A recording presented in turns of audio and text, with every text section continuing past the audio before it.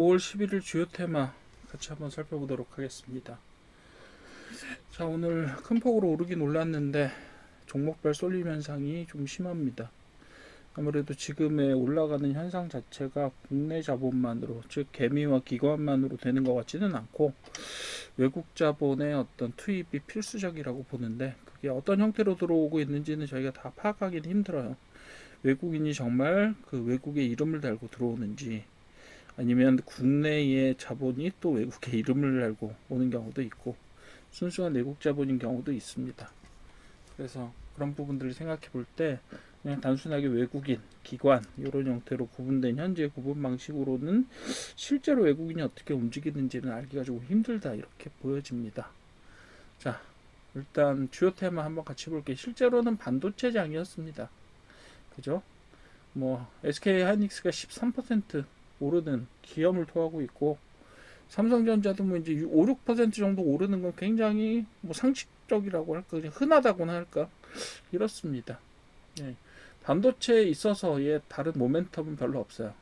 대신 인텔이 실적이 되게 좋게 나타나고 있고, AI 수요 확인으로 필라델피아 반도체 지수가 급등하면서 어떻게 되죠? 투자 심리도 상당히 움직이고 있다, 이렇게 보여지는 거죠. 덕분에 미국장도 올랐죠. 네. 자, 전력 설비 전선, 요 반도체 먼저 말씀드리나 그렇게 말씀드렸고요. 전력 설비 전선, 요거 북미 데이터 센터 투자 확대, 그리고 AI 전력 수요 증가, 초고압 변압기 케이블 수주기대 확대, 이런 부분도 있고, 예, 기본적으로 북미 지역에 그 인프라 수요가 있습니다. 노후화된 전력 인프라를 교체하겠다라는 부분이 있는데, 이 부분들에서 전체적으로 그 전력 인프라를 재구성하는 형태로 AI 전력을 구성하게 될 것 같지는 않고요. 어떻게 보면 SMR이나 아니면 다른 태양광 발전 같은 것들을 ESS와 결합해서 새로운 전력 공급 체계를 구성할 수도 있을 것 같다, 이렇게 생각이 듭니다. 왜냐하면 미국 같은 경우는 국토가 광활하기 때문에 데이터 센터를 짓고 그것에다가 전력망을 연결하는 비용 자체가 만만치가 않아요. 우리나라도 이렇게 반대를 하는데, 우리나라는 사람들이 살아서 문제고 미국은 사람들이 안 사는데 데이터 센터를 짓기 때문에 또 문제가 됩니다. 네, 그런 부분이고요. 그래서 3대 있는데, 여기서 지금 현재 뭐가 빠졌어요? HD 현대 일렉트릭은 빠졌습니다만, 어쨌든 LS 일렉트릭과 효성중공업이라고 하는 3대장 중에 2개의 대장 종목들이 여기 나왔다, 이렇게 보시면 될 것 같습니다. 그리고 계속해서 저기 하는 언급되는 종목들은 대한전선, 재룡전기, 가온전자 이런 것들, 그리고 KBI 메탈, 이런 것들이 계속해서 주목을 받고 언급이 되고 있는 상태입니다. 철강 쪽은요, 계속해서 모멘텀이 바뀌지를 않아요. 중국 철강 감산하고 수출 감소, 이 부분들로 인해서 글로벌리 공급이 축소되고 있다라는 면이 계속해서 철강사의 반사 수혜를 예측을 하고 있는데요. 이 배경을 한번 보셔야 돼요. 중국이 왜 철강을 줄일까요? 수요가 없기 때문이에요. 결국은 수요가 예전만 못하기 때문에 만들 수 있으나 감산하는 것이 중국이라고 보셔도 돼요. 그렇다면 그 감산이라고 하는 모멘텀이 우리나라 업체들에게는 작용을 안 할까? 이런 부분들을 보신다라고 하면 철강 수요와 관련돼서 감산으로 반사 이익을 얻을 수 있다라는 기대가 약간 좀 헛된 희망이 될 수도 있다, 이런 부분도 조금 더 기다려봐야 되긴 하겠지만 결과값들이 아직 나타난 건 아니에요. 감산한다고 해서 바로 반사 이 수혜를 얻을 수 있는 게 아닙니다. 왜요? 중국도 생산하기 싫어서 안 하겠어요? 수요가 별로 없으니까. 네, 국내 수요, 해외 수요, 이런 것들에서 어떤, 그쵸, 기업이 그 생산 능력을 늘어났는데 감산을 한다라는 것 자체가 되게 막 원해서 하는 건 아닐 거 아니에요. 수요가 없으니까 이거 감산할 수밖에 없겠는데, 일단 먼저 예를 들면 중국 같은 경우 수출 이런 걸 더 알아보겠죠. 그죠? 그러다 안 되면 이제 감산에 들어가는 건데, 그런 백그라운드 스토리들을 너무 무시하는 게 아닐까, 이렇게 생각합니다.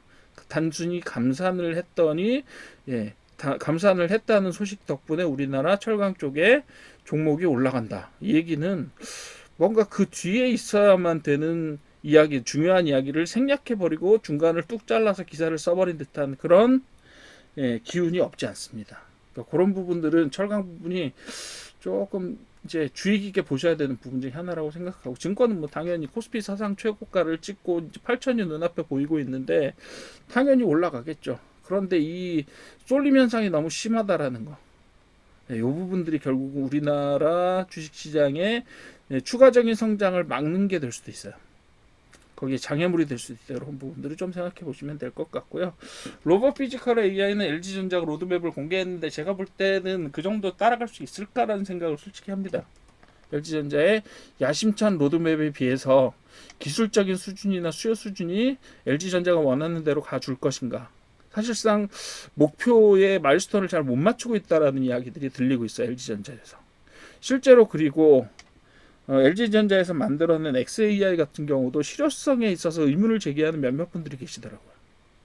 예, 그런 것들을 미루어 살펴보면, 물론 이제 서버린 AI를 꼭 써야 되는 영역들 있잖아요. 국방 영역이나 이런 데서는 제가 알기로는 XAI 사용해서 지금 협업이 이루어지고 있는 걸로 알고 있어요. 그리고 성능 자체도 되게 나쁘지는 않은데 활용성에 있어서, 즉 사용성에 있어서 XAI가 상당히 많이 떨어진다라는 이야기를 제가 들었습니다. 그러니까 사용하기 어렵다는 얘기야, 한마디로. 그래서 LG가 사실 XAI를 만들고 뭐 세계 10위니 8위니 뭐 이런 정도의 모델 성능을 내고 있다라고 하면 소비자용 제품을 못 만들 이유도 없잖아요. 클로바엑스도 하는데 클로바엑스 했다가 결국 접었잖아요. 왜 네이버가 접었을까를 생각해 보면서 XAI가 과연 그렇게 성능이 좋고 사용성이 어느 정도 범용적인 사용성이 있다라고 하면 소비자 모델을 만들 수 없었을까? 왜? 이런 생각을 좀 해보셔야 된다는 거예요. 그러니까 여러분들 어떤 현상이 일어났을 때, 이 현상이 일어났으니까 바로 이렇게 되겠네라는 것보다는, 자, 이런 현상들이 일어났을 때는 그 뒤에 어떤 원인이 있을까를 좀 살펴보시라 라고 하는 사고 습관을 좀 들이셨으면 좋겠어요. LG전자 로드맵 되게 야심차고 좋습니다.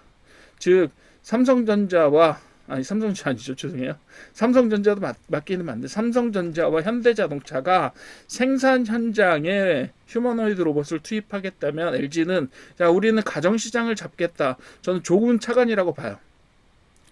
언젠가는 노령호가 이런 식으로 계속이 되게 되면 가사도우미 로봇과 간호 로봇이 결합된 형태로 모든 집집마다 노년 가정들의 휴머노이드 로봇 형태의 어떤 로봇들이 공급이 될 것이다라고 하는 것은 자명합니다. 눈에 보이는 거예요, 사실상. 그죠? 여러분들 아틀라스가 한 생산 비용 2억 정도 든다라는 이야기를 들으셨었죠. 들으신 적 있을 거예요. 한 2억 정도라고 얘기하는데, 자, 생산 그 단가는 뭐에 의해서 결정되죠? 물량입니다, 물량. 아틀라스처럼 뭐 3만 대 목표 이런 게 아니라 우리나라 각 가정에 100만 대 목표 이렇게 되면요, 가격은 10분의 1 이하로 떨어져요, 그냥. 많이 생산하는 게 장땡입니다, 한마디로. 그 기술 발전의 어떤 속도를 좌우하는 거예요. 그렇다 보니까 로봇 관련해서 LG가 굉장히 야심차게 그 마일스톤을 세워서 추진을 하려고는 하지만 LG가 못 쫓아간 게 하나 있어요. 그게 뭐였냐면 스마트폰 시장에 철수했잖아요, LG가. 꽤 좋다라는 이야기를 들은 부분도 있었는데 약간의 상품 전략의 부재로 인해서 철수했다라고밖에 볼 수가 없는데, 실제로 가정용 로봇과 가장 닮아 있는 어떤 지금 현재의 어떤 기기를 본다라고 하면 저는 스마트폰이라고 생각합니다. 근데 스마트폰 시장에서 이미 철수했다는 이야기는 관련 기술들을 더 이상 발전시킬 만한 여유가 없었다라는 이야기예요. LG 측면에서 보게 되면 오죽하면 철수했겠어요.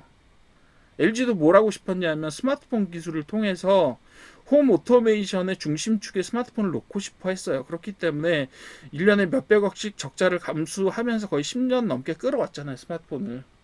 근데 결국은 적자 누적 때문에 포기할 수밖에 없었는데, 제가 볼 때는 그 적자 누적이라고 하는 것 자체가 상품 전략의 부재지 기술력의 부재는 아니라고 봅니다. 그러니까 LG는 조금 정신 차릴 필요가 있어요. 그런 상품 전략 부분에 있어서는. 지금도 AI 가전 관련해서는 삼성한테 계속해서 밀리고 있잖아요. 그런 부분들은 좀 반성할 필요가 있습니다. 모델은 만드는데 내부적으로 쓰지는 않고, 상품은 기술은 괜찮은데 어떻게 만들어서 어떻게 팔아야 될지도 모르는 것이 지금 LG전자 현주소가 아닐까라고 생각합니다. 그것이 로봇 개발한다고 해서 갑자기 체질이 바뀌거나 이렇게 되지 않아요. 오늘은 본의 아니게 LG전자를 좀 까고 있는데, 지금 LG그룹을 좀 까고 있는데, 예, 뭐 다들 잘해요. LG AI 연구소, 뭐 AI 연구소 이런 데서 XAI 잘 개발했죠. 근데 어디 쓰는 데가 없잖아요. 써야 학습도 시키고 개발도 계속 해 나갈 거 아니에요. 돈이 있으니까. 그냥 LG전자가 계속해서 쪼그라드는 가전에서 벌어들이는 돈 가지고 AI 개발을 한다? 야, 이건 말도 안 되죠. 실제로 뭔가 팔아야 될 거 아니에요. AI 가지고. 꿈은 크나 과연 전략과 실현 가능성이 있느냐? 저는 여기에 LG에 대해서는 의문점을, 퀘스천 마크를 하나 찍고 싶습니다. 어쨌든 간에 양산 기대감 좋죠. 어떻게 가나 한번 두고 봅시다. 자, 일단 뭐 이렇게 말씀을 드렸고 5월 11일 주요 테마는 이 정도로 정리를 하면 될 것 같습니다. 결국 AI에서 흘러내리는 모든 것들, 그리고 철강과 증권, 약간 지정학적인 것이나 아니면 뭐 시장 상황이거나 뉴스 드리븐, 뉴스로 촉발된 그런 장세, 두 종목, 두 개의 테마고요.